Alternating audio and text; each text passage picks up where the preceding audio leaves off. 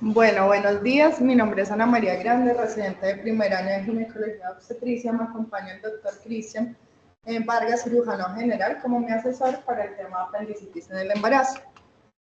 El contenido de la charla, entonces vamos a empezar hablando un poco de la relevancia de esta entidad en el embarazo. Vamos a pasar por la epidemiología, la presentación clínica, el diagnóstico, el tratamiento y finalmente unas conclusiones acerca del tema. Entonces, ¿por qué debemos hablar de apendicitis en el embarazo? Lo primero que tenemos que tener en cuenta es que realmente es una entidad bastante frecuente, que es la primera causa de abdomen agudo y de cirugía no obstétrica que se presenta en el embarazo y que si bien es tan frecuente, igual sigue habiendo mucha tardanza en el momento de realizar su diagnóstico y por ende también al momento de dar tratamiento, generando eso una serie de desenlaces adversos materno-fetales que incluso podrían desencadenar eventos fatales como incluso la pérdida de la gestación o la mortalidad materna. En cuanto a la epidemiología, como les comentaba, entonces es la causa no obstétrica más común de abdomen agudo, está seguida de las enfermedades de la vía biliar, bien sea colecistitis o colelitiasis, y de la obstrucción intestinal.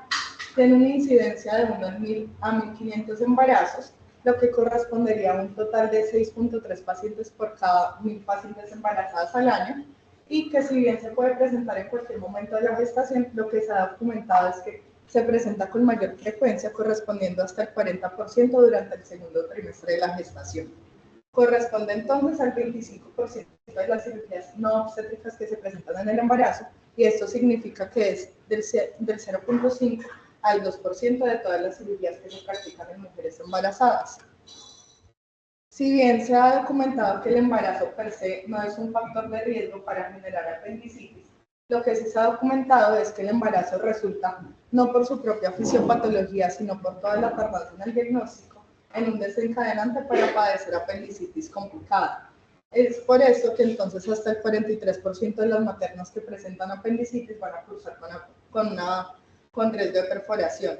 Y en cuanto a los desenlaces obstétricos, lo que se ha evidenciado es que entonces de las maternas que cursan con apendicitis, el 18.2% van a terminar su gestación vía cesárea, que el 4.5% tienen riesgo de tener un parto pretérmino, que el 2% de ellos tienen una amenaza de parto pretérmino generalmente asociada al momento posoperatorio, que el 2% de ellas cursan con un aborto temprano y que esta cifra puede ascender incluso al 6 o al 36% cuando ya hablamos de apendicitis complicada o incluso una peritonitis generalizada, y que se asocia igualmente con bajo peso al nacer, incluso en 450 gramos promedio con respecto a la edad gestacional al momento del nacimiento. Y entonces ahora tenemos que hablar de la presentación clínica, porque si bien el cuadro clínico va a ser muy similar al del adulto promedio, entonces vamos a ver unas variaciones que se van a presentar en la mujer gestante. Lo primero es que el dolor abdominal es el síntoma clásico por el que van a consultar y que hasta en el 75% va a ser un dolor común originado en el cuadrante inferior derecho, como en el adulto promedio. Sin embargo, hasta en el 20% de las mujeres en estado de embarazo va a presentar este dolor en el cuadrante superior derecho. Esto se va a deber a que va a haber una migración apendicular con respecto al crecimiento uterino, va a haber un desplazamiento de los órganos intraabdominales, y esto igualmente va a generar una distensión de la pared abdominal, va a generar una distancia entre el peritoneo y va a haber menos irritación peritoneal, por lo cual el cuadro clínico podría entonces estar un poco enmascarado. En cuanto a la sintomatología que va a acompañar a las maternas, van a presentar entonces náuseas alrededor del 80%, vómito hasta en el 70%, anorexia y disfuria, aunque es menos común, pero si vemos toda esta sintomatología podría ser clásica en una mujer gestante que no esté cursando con ninguna entidad adicional. Y en cuanto a los signos clínicos, entonces va a haber una variación en el dolor al rebote, una disminución, porque no va a haber tanta irritación peritoneal, igualmente disminución en la defensa abdominal, sí va a haber un aumento en la sensibilidad rectal al examen físico, y va a haber fiebre por encima de los 38.5 grados. Y en cuanto a los laboratorios, entonces tenemos que tener en cuenta principalmente la leucocitosis, pero esta debe ser a expensa de neutrófilos, porque si bien durante la gestación es fisiopatológico que hay una elevación de los leucocitos y van a tener leucocitosis entre 5.000 a 12.000 leucos, lo que es importante para nosotros es que entonces sea expensa de neutrófilos y va a haber elevación de otros reactantes de fase aguda como es la proteína C reactiva. En este estudio que fue publicado en la revista americana de cirugía, entonces lo que ellos buscaban era evaluar si realmente la neutrofilia iba a ser clave para el diagnóstico de apendicitis durante el embarazo. Lo que ellos hicieron fue una búsqueda en la bibliografía y lograron recolectar entonces 164 pacientes que habían consultado para apendicitis y de las cuales ellos tenían un alto riesgo para padecerla. Lo que encontraron es que de ellas aproximadamente la mitad fueron llevadas a cirugía, sin embargo solo 28 de ellas se encontró que realmente hubieran padecido histológicamente con apendicitis aguda y que 12 de ellas ya se encontraban en un proceso de apendicitis complicada dada por perforación apendicular. Lo que nos muestran entonces en la tabla 1, superior a la derecha, son los datos demográficos de la población donde comparan el grupo que sí presentó apendicitis aguda versus las pacientes que no presentaron apendicitis aguda y tienen unas variables pues bastante similares. Y en cuanto a las características de la historia clínica, entonces lo que encontraron es que de toda la sintomatología por la que los pacientes van a consultar, los síntomas que nos van a generar como una mayor sospecha diagnóstica porque tienen un valor estadísticamente significativo, entonces es el vómito y el dolor migratorio clásico de la apendicitis. Y en cuanto al examen físico, el laboratorio y las imágenes diagnósticas, lo que resultó estadísticamente significativo, entonces fueron las variables que tengo acá resaltadas, que fue el dolor al rebote, la elevación de los leucocitos, la elevación de los neutrófilos. Adicionalmente a la elevación de los neutrófilos también tenemos que tener en cuenta el porcentaje de neutrófilos del que estamos hablando y la escala de Alvarado. Y como ellos se centraron entonces en cuanto a la neutrofilia y tomando no el valor absoluto sino el porcentaje de neutrófilos con el que cursaban estos pacientes, tomaron como punto de corte el 70%. Y lo que lograron establecer entonces era que si bien las pacientes que presentaban neutrofilia por encima del 70% tenían un valor predictivo más o menos bajo, únicamente del 21%, las pacientes que tenían una neutrofilia por encima del 70% sí tenían un valor predictivo negativo del 100%. Lo que ellos concluyeron entonces es que la escala de Alvarado y el porcentaje de neutrófilos son factores predictivos en el diagnóstico de apendicitis y que el porcentaje de neutrófilos por debajo del 70% tenía este valor predictivo negativo del 100%.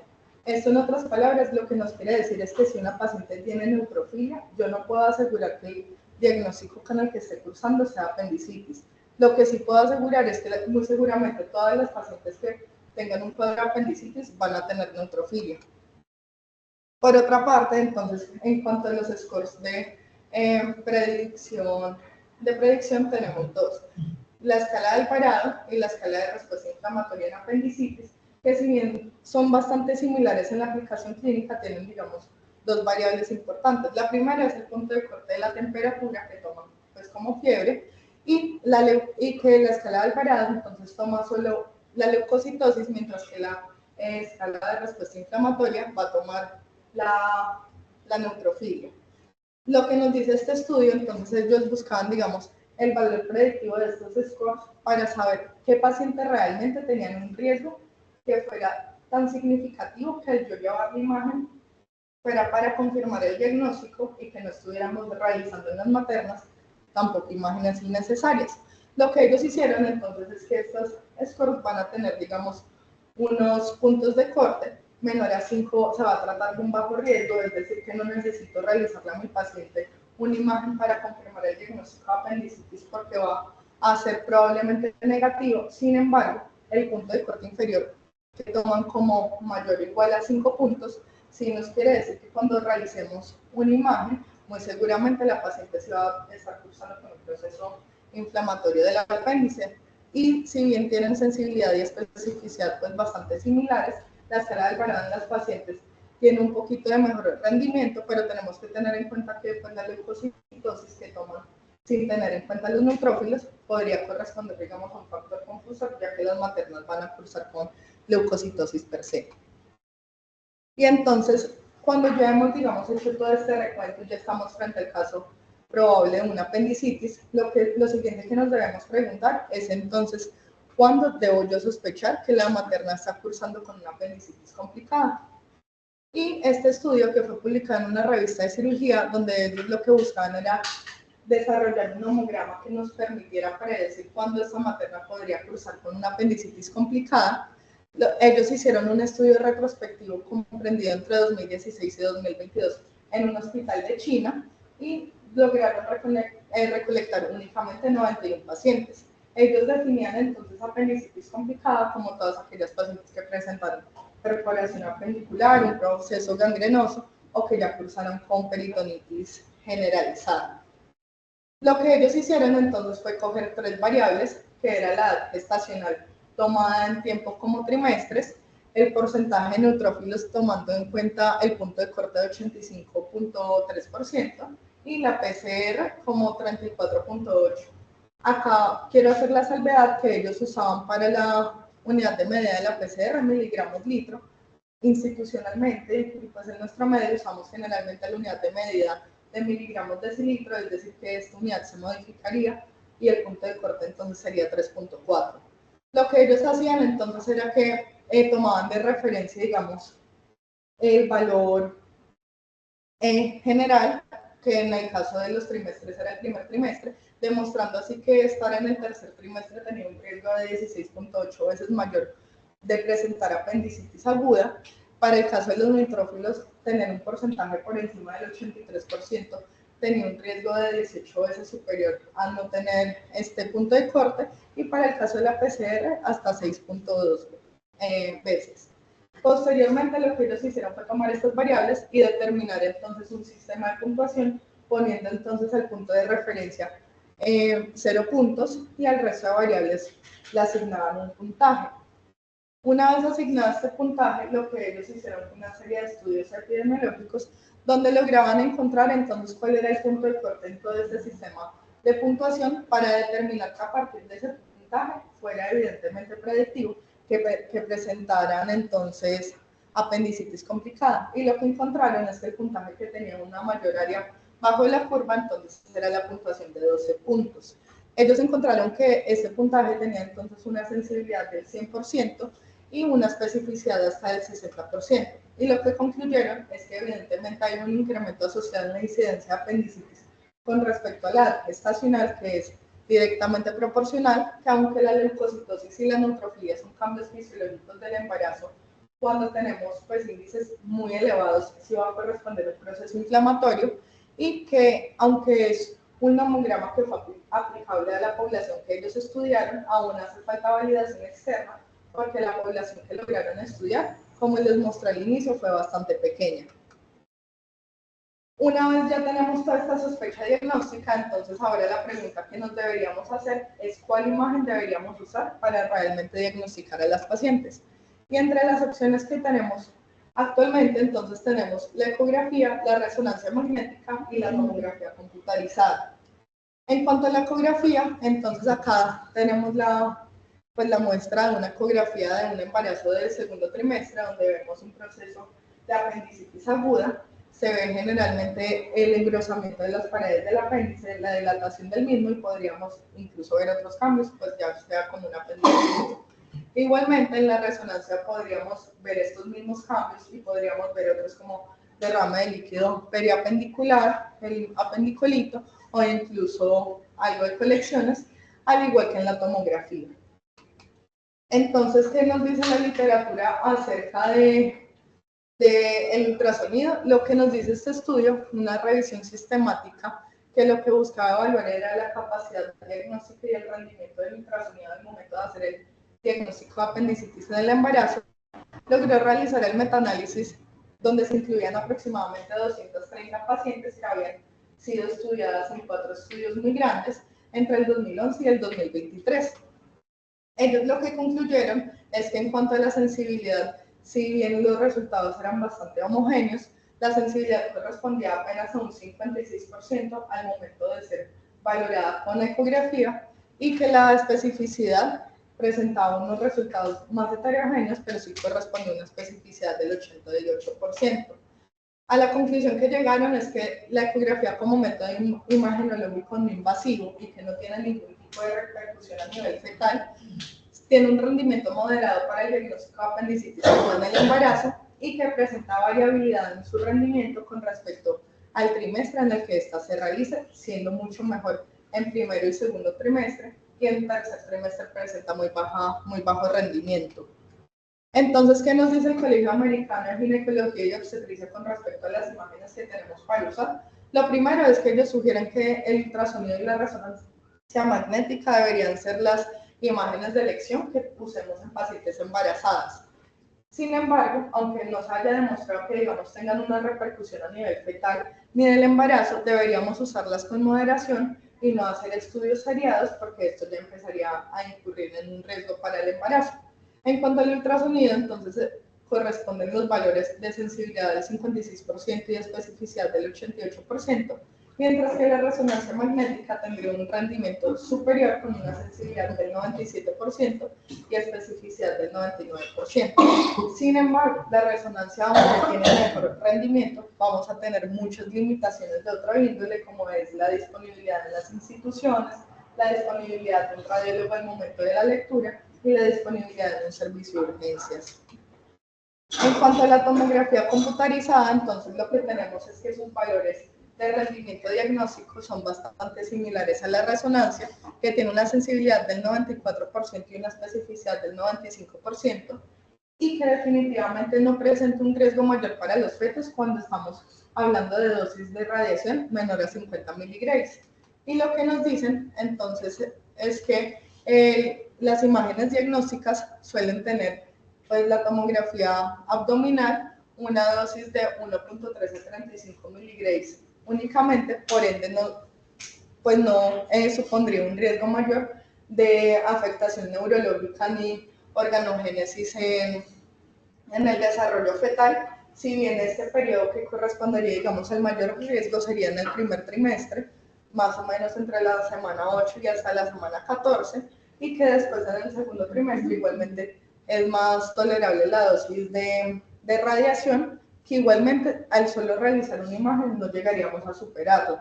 Pero por eso hay que tener tanta prudencia al evitar hacer estudios seriados, porque debemos recordar entonces que la dosis de radiación es una dosis acumulativa que cada vez que hagamos una imagen pues va a ir sumando en el total de radiación al que estamos exponiendo al feto.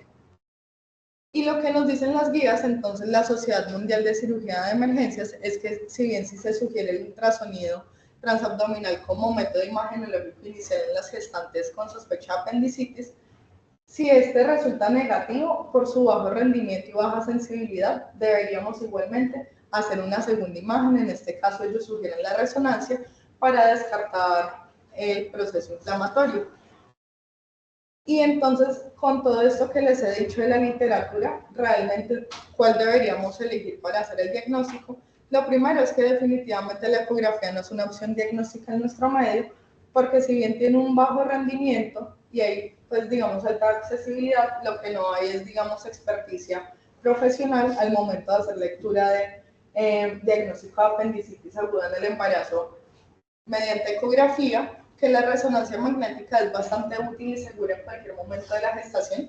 Sin embargo, tiene, pues, muchas limitaciones en cuanto a disponibilidad, y que entonces el mejor método de diagnóstico con el que contamos a nivel imagenológico es la tomografía computarizada, que va a ser cada vez más segura a medida que aumenta la edad gestacional, pero que igualmente no es lesiva en ningún momento de la gestación. Cuando ya tenemos el diagnóstico de estas gestantes y ya lo hemos confirmado entonces de manera imagenológica, ¿cómo voy a manejar yo estas pacientes? Y lo primero entonces es lo que nos dicen las guías. La Sociedad Americana de Cirujanos Gastroenterólogos y Endoscopistas y la Sociedad Mundial de Cirugía de Emergencia lo que nos dice es que el tratamiento de elección en todas las pacientes embarazadas que cursan con apendicitis aguda va a ser la cirugía. Ellos no proponen el manejo conservador, puesto que esto va a predisponer a un mayor riesgo de cursar con apendicitis complicada y tener desenlaces como la peritonitis, la pérdida fetal, el shock o el tromboembolismo venoso. Y que igualmente tampoco hay mucha evidencia sobre el manejo conservador, porque todos los estudios que se han hecho de manejo antibiótico no han incluido pacientes gestantes. En este estudio, entonces, lo que nos van a comparar es el manejo de la apendicitis aguda no complicada. La van a comparar entonces las pacientes que son llevadas a una apendicectomía vía abierta versus el manejo no quirúrgico, tomando como referencia igualmente las pacientes que fueron operadas vía laparoscópica. Y lo que ellos encontraron es que en los desenlaces maternos y fetales había un riesgo incrementado para todos estos ítems de aborto, parto pretérmino, ruptura prematura de membrana, hemorragias e infecciones intraamnióticas para el grupo al que se le había dado manejo no operatorio. Por ende, se favorece entonces la recomendación a favor de hacer manejo operatorio. Y ahora que ya sabemos que entonces a todas estas pacientes deberíamos operarlas, la pregunta es, ¿qué vía quirúrgica se va a elegir? Y lo primero es que deberíamos tomar siempre unas consideraciones preoperatorias al momento que yo decido que una gestante va a ser llevada a cirugía.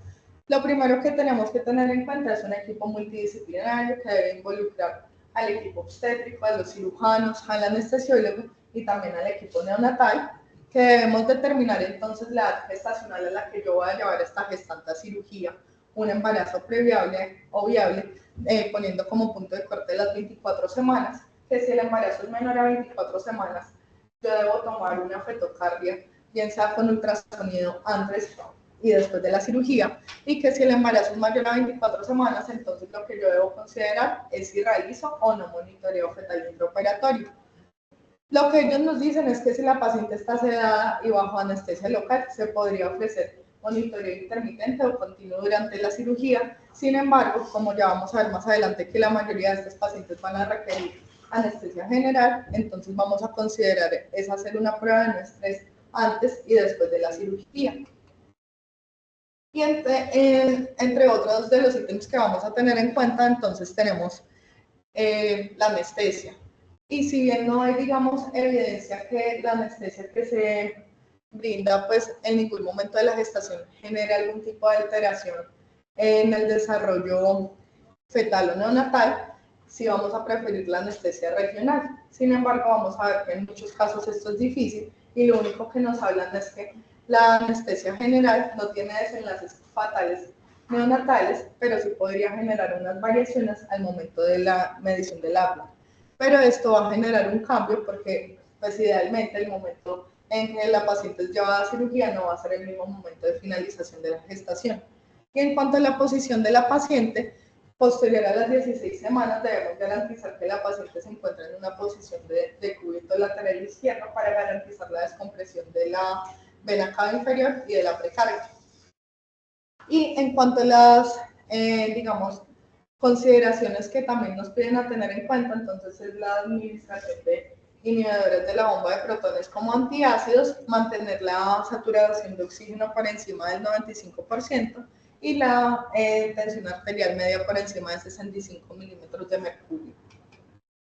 Y entonces ahora, ¿qué sabemos de la laparoscopia en el embarazo? Y lo que sabemos es que es bastante segura, que implica menos manipulación al útero grávido que la cirugía abierta y la menor manipulación al mismo se ha visto que está relacionada con una menor tasa de inicio de actividad uterina esporádica que podría desencadenar amenaza de parto pretérmino o bien un parto pretérmino y que lo que actualmente se encuentra en discusión es el método de insuflación abdominal, tendiendo a ser favorable hacia el método de insuflación vía abierta y que el uso de CO2 para inflar la cavidad no se ha visto relacionado con desenlaces adversos en el feto y que el riesgo de insuficiencia uteroplacentaria resulta mínimo porque anteriormente se creía que entonces el generar un aumento en la presión intraabdominal iba a generar pues compresión sobre el feto y la circulación fetoplacentaria.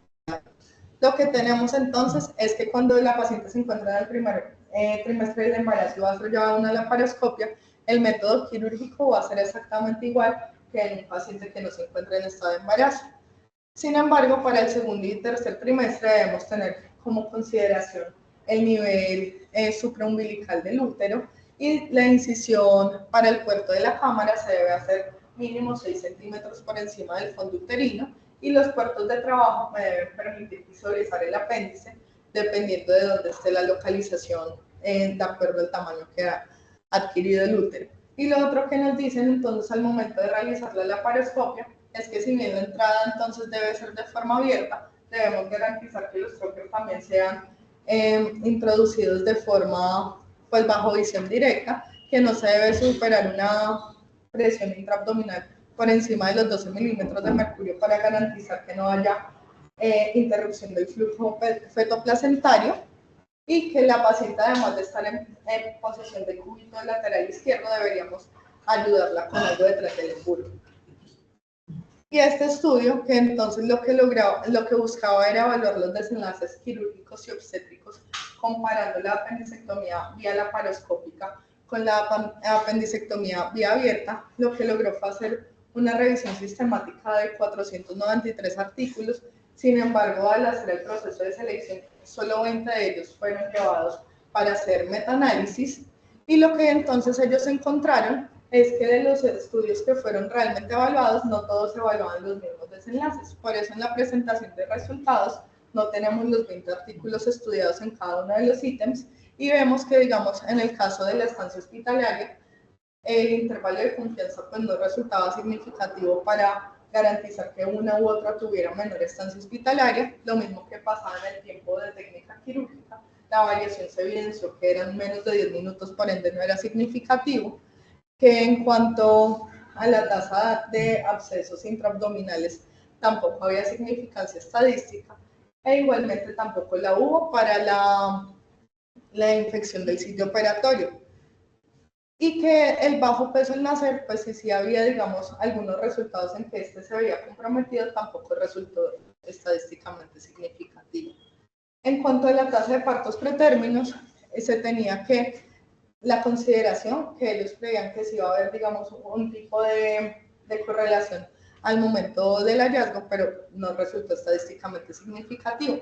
Lo que sí resultó entonces estadísticamente significativo fue la medición de toda la tasa de complicaciones, que lo que demostró es que había una disminución del 52% cuando las pacientes eran llevadas a cirugía laparoscópica en todas las complicaciones quirúrgicas, y que en cuanto a la pérdida fetal, entonces digamos acá había una diferencia bastante significativa, que se cambiaba toda la discusión a favor de estar de la cirugía abierta. Sin embargo, posteriormente ellos hicieron un análisis de sensibilidad, que lo que hicieron fue que el estudio que está señalado en rojo lo retiraron del análisis estadístico, y esto mostró un cambio en la medida de asociación a favor nuevamente de la cirugía laparoscópica. Lo que se logró demostrar es que este estudio que fue descartado correspondía a un estudio bastante antiguo del 2007, donde no se tenía tanto conocimiento sobre la técnica quirúrgica en laparoscopia y donde no se tenía, digamos, tanto entrenamiento. Entonces realmente las pacientes que fueron llevadas a la laparoscopia fueron mínimas. Lo que concluyen entonces es que hay desenlaces favorecedores para la laparoscopia en cuanto a estancia hospitalaria y disminución de complicaciones, que no hay diferencia para pérdida fetal o parto pretérmino, y que no hubo diferencias significativas en cuanto a la infección del sitio operatorio, el parto pretérmino o la edad gestacional al final de la gestación. Y este otro estudio, que lo que buscaba entonces era demostrar la superioridad de la laparoscopia frente a la cirugía abierta, fue un estudio realizado en Estonia que comprendió los años de 2010 a 2020. Se lograron recolectar historias clínicas de 102 pacientes, de las cuales 68 de ellas fueron llevadas a una apendicectomía abierta y 34 de ellas a una apendicectomía laparoscópica. Y lo que ellos evaluaron entonces eran los desenlaces materno-fetales que se podrían, digamos, presentar en estas gestaciones.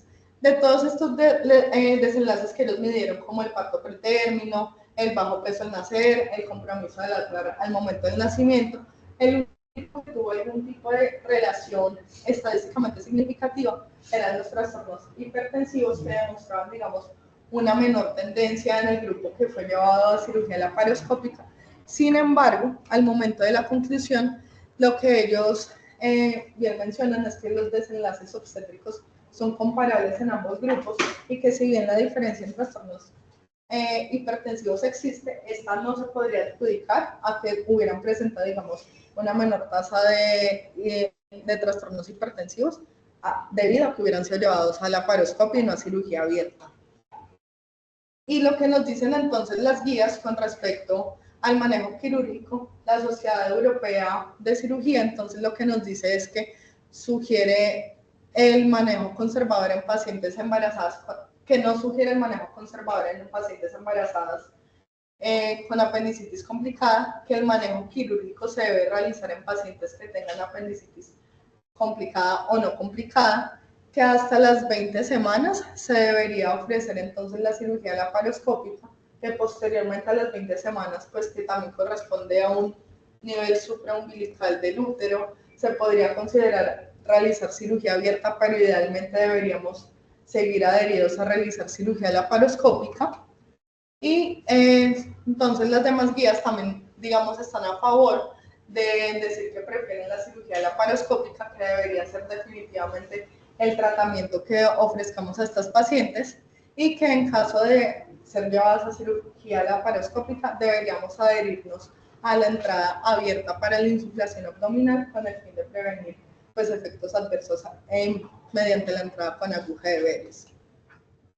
Y para finalizar, entonces, las conclusiones que podemos sacar del tema es que durante el embarazo también podrían estar presentes patologías que afectan a la población general, como es el proceso de la apendicitis aguda, que la presentación clínica podría sobreponerse con sintomatología clásica del embarazo, lo cual podría generar confusión al momento del diagnóstico, que el retraso en el diagnóstico y la intervención quirúrgica genera desenlaces definitivamente adversos, generando que hasta el 43% de las pacientes cursen con apendicitis complicada, que los scores de probabilidad pretest definitivamente son de gran utilidad y que deberíamos aplicarlo al momento que tengamos la sospecha diagnóstica, que es una entidad que genera hasta el 2% de pérdidas fetales en las pacientes que la cursan, 4.5% de partos pretérminos e incide definitivamente sobre el bajo peso al nacer, que la tomografía es la imagen con mejor rendimiento, costo-efectividad y que no es lesiva para el feto, es decir, que la deberíamos elegir y no deberíamos tener miedo al momento de ordenarla, y que se prefiere el manejo quirúrgico ante el manejo no quirúrgico y la laparoscopia sobre la laparotomía. Muchas gracias.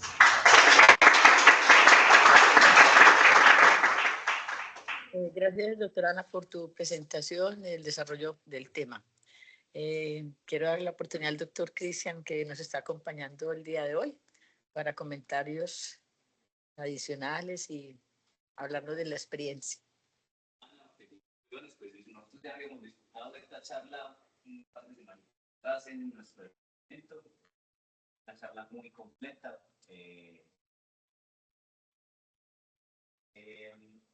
Vamos que grandes reflexiones. Resulta ser que la apendicitis no es ni clínica ni paraclínicamente tan diferente en embarazadas. Parece algo bastante similar. Los discos pretest también parecen funcionar en las embarazadas, están claramente validados. No se nos olvide esa palabra, es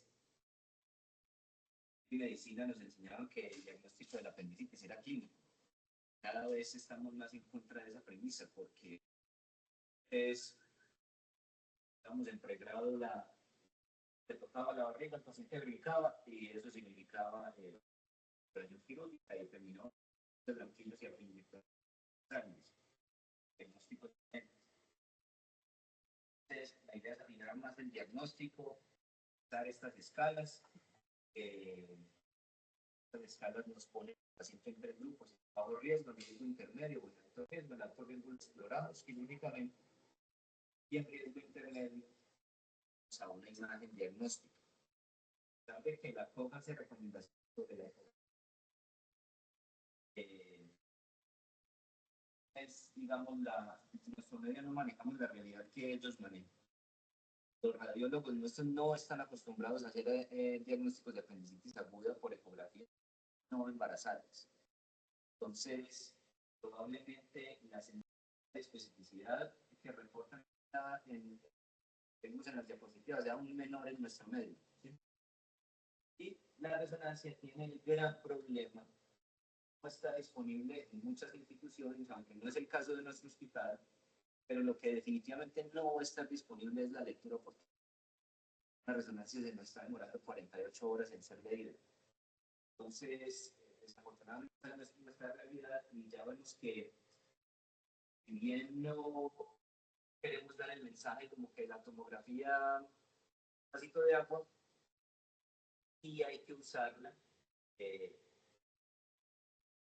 Tenemos datos de que se cura en embarazos grandes, afortunadamente, los analizados en donde la mayoría de la puede usarse de forma segura sin temor. De hecho, en el último censo de Jerusalén se hacía abreviada exclusivamente para el diagnóstico de apendicitis no diferenciales, por tiempo en el tomógrafo menor exposición a la bastante difícil, pero existe. Definitivamente el manejo que hay que hacerle a estas mujeres está claramente descrito como operatorio de la apendicitis ciertas condiciones, resulta que es inferior a, pero lo reservamos idealmente para pacientes que no se desean operar, que tienen apendicitis, que no tienen apendicitis, que definitivamente pues, no se quieren operar o no son anestesiables por alguna comodidad. ¿Sí? Para ese selecto grupo es el manejo no operatorio, pero de resto, lo mejor que le puede pasar al paciente, inclusive las embarazadas, es que tengan cuidado. Pero ahí las variaciones del abordaje laparoscópico, porque cirujanos se pueden actar que tienen mucho en la aprendizajes, una actividad infrecuente, siempre será un reto para nosotros, siempre va a ser difícil entrar. Nuevamente para el apéndice utilizamos por el tubo izquierdo y eso le conviene a la copia. Siempre es bueno tener dos ojitos empeñados.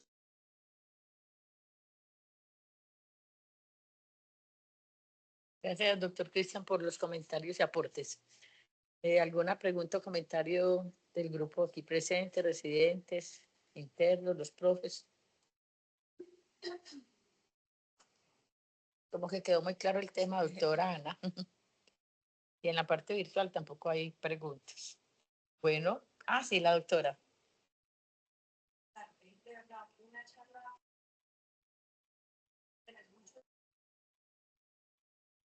De la habilidad. Y tenía una pregunta, yo no sé si hay algún hasta donde las pacientes estantes nos cambian. La recomendación es hasta 12. Realmente tenemos suficiente con 12 y con una buena posición para tener campo fijo. Doctor Cristian, cuando deciden ese manejo médico, y obviamente es como antibióticos específicos para tratar de disminuir esa inflamación, ¿cuáles son los predictores del resultado de que no tenemos que cambiarnos de conducta conservadora a conducta quirúrgica? Entonces, realmente no hay un claro predictor. Ese paciente que no operas, tienes que vigilarlo muy bien. Lo que sí está claro es a quién se lo deberíamos ofrecer. Ya sabemos que a las embarazadas no. A los pacientes que tienen apendicitis con apendicolito asociado tampoco. Son dos entidades muy distintas, las apendicitis con apendicolito y las otras por simplemente proceso inflamatorio. ¿Sí? Definitivamente las que no estén complicadas por tumor. Desafortunadamente no tenemos una herramienta para decir que está en manejo no operatorio me va a fracasar. Es absolutamente infrecuente los manejos no operatorios que tenemos. Lo único que podemos medio afinar es el paciente en que metemos en esa vertiente de la algoritmo.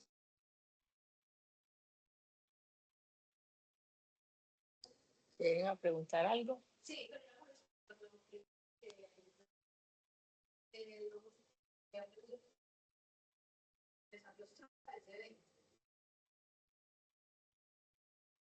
en este caso, ¿cuál sería? Nosotros nunca nos subimos hasta 20 para ingresar nitrógeno. De hecho, hay otras estrategias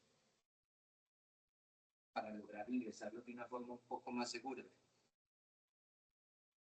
Los cirujanos casi siempre, yo creo que en el 99.9% de las veces usamos técnica abierta para entrar. Y cuando estamos entrando los trocars auxiliares, lo que pueden hacer es coger la jeringa o la grasper en donde estás entrando el trocar auxiliar y hacerle una contrafuerza a la pared abdominal. Eso evita que la pared abdominal no muy soplada se deprima y le termines cascando o al útero o a la pepita. Entonces, hemos usado varias veces y funciona. No necesariamente para meter los trocares hay que aumentar la presión. Eso casi nunca nos pasa. Gracias por la respuesta.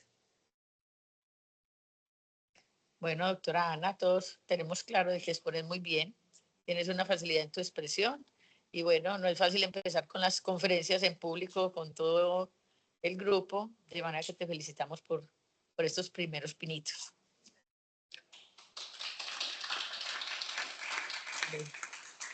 Un feliz día para todos y muchas gracias.